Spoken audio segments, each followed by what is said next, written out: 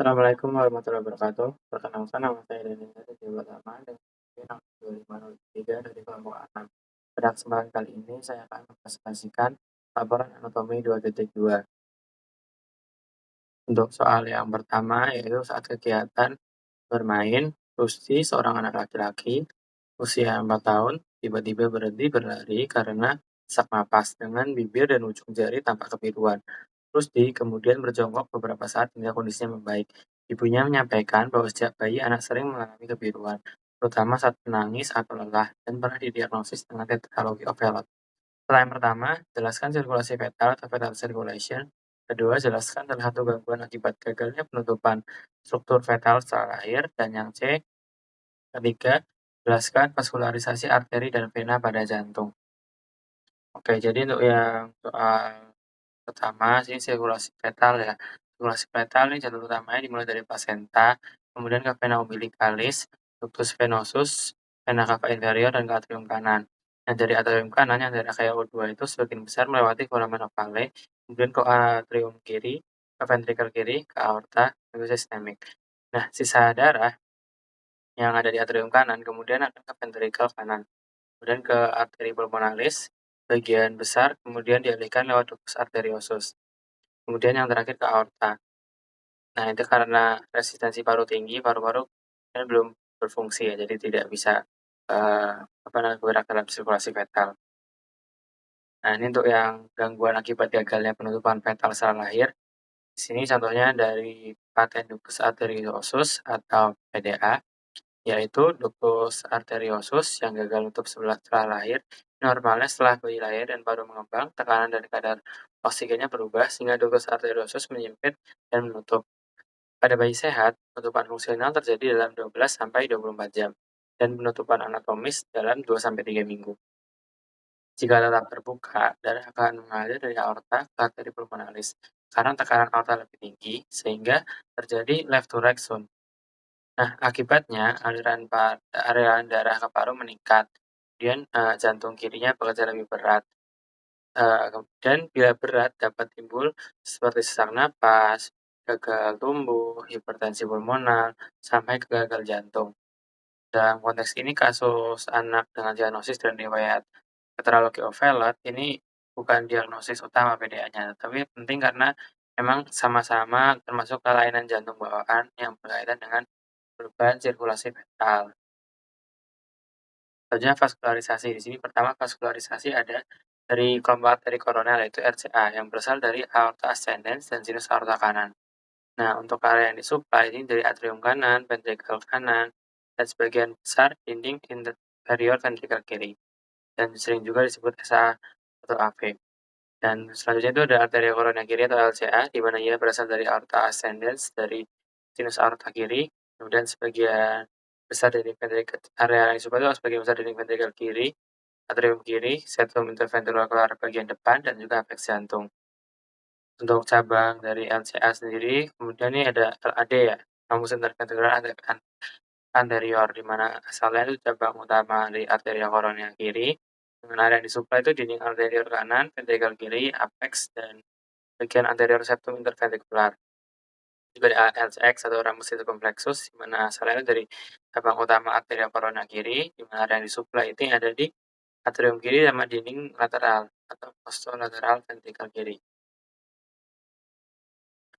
Kemudian ini ada ramus marginalis dexter yang merupakan cabang dari RCA. Asalnya dari cabang RCA yang berjalan di tepi kanan jantung. Area yang disuplai ini dari ventrikel kanan, terutama bagian lateral kanan. Dan untuk yang selanjutnya itu cabang RCA yaitu dari ramus nodi SA, di mana asalnya dari cabang RCA. Area yang disuplai itu nodus sinoatrial. Kemudian ada ramus nodi AV, di mana cabang dari LCA atau LTA, di mana area yang disuplai itu adalah nodus atrioventricular. Dan yang terakhirnya cabang RCA atau LCA, ini bulunya namanya ramus interventricular posterior, asal jalurnya itu dari cabang dari RCA. Kemudian area yang disuplai di sini ada dinding inferior, ventrikel kiri, bagian posterior septum, dan sebagian ventrikel kanan. Dan ini terakhir ada vena koroner, kemudian sinus coronarius, di mana salah satu jalurnya itu dari saluran utama pengumpulan darah vena jantung di sulcus atrioventricular posterior. Mana area yang disuplai ini dari myocardium dan bermuara ke atrium kanan. Selanjutnya di sini ada vaskularisasi yang dari kelompok vena koroner. Pembuluhnya ada vena cordis magna, dan asalnya ini berasal dari LAD, lalu ke sinus coronarius. Area yang disuplai itu dari LCA, kemudian itu termasuk ventricle kiri dan juga atrium kiri. Dan dari vena cordis media, juga kelompok vena koroner juga. Asal jalurnya itu berjalan di sirkulus interventricular posterior, mana area yang disuplai itu dari area posterior ventricle dan septum. Terakhir, yang ketiga ini ada vena cordis parva, di mana ia berjalan di sisi kanan jantung mengikuti RCA, di mana area yang supply itu dari atrium kanan dan ventricle kanan. Selanjutnya ini vena obliqua atrii sinistri, di mana asalnya ini dari vena kecil dari atrium kiri, dan untuk area yang disuplai itu dari atrium kiri.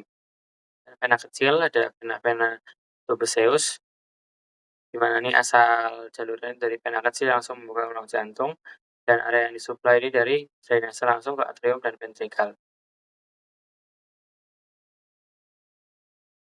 Ini soal yang kedua, yaitu saat musim hujan, Badi mengeluhkan hidungnya tersumbat yang berlangsung beberapa hari, disertai nyeri pada daerah pipi yang memberat saat menunduk.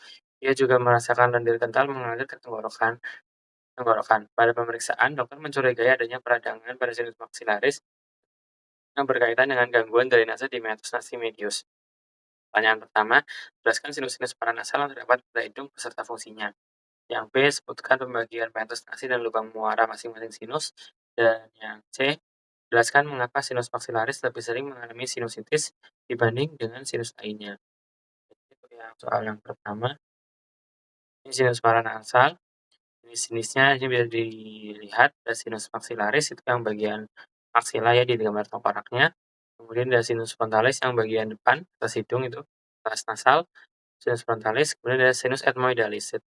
Dan itu yang ada di tengkoraknya, belakangnya dari selula ethmoidal. Kemudian juga ada sinus sphenoidalis. Itu yang itu ya, yang warna biru itu.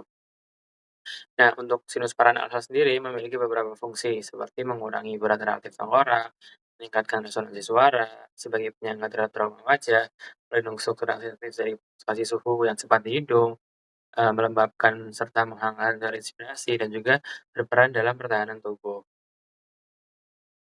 Kemudian ini adalah pembagian meatus nasi dan lubang muara masing-masing sinusnya ya.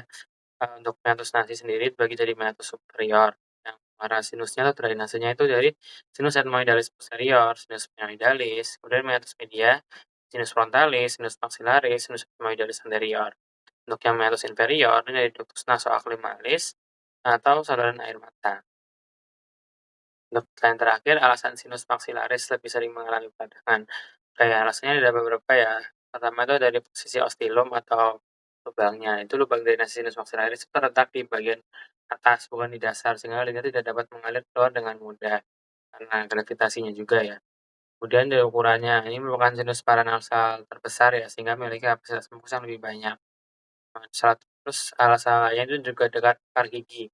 Jadi lantai sinus maxillaris sangat dekat dengan akar gigi ke dalam atas, sehingga infeksi gigi seperti abses itu dapat dengan mudah menyebar ke dalam sinus. Yang keempat itu drainase kompleks nih, karena bermuara di meatus media dan juga menampung drainase dari sinus lain, sumbatan di area sinus maxillaris ini sangat mungkin ada penumpukan cairan dan juga infeksi. Mungkin dari saya cukup sekian, mohon maaf apabila ada kesalahan dalam penyampaian atau penyampaian. Terima kasih. Wassalamualaikum warahmatullahi wabarakatuh.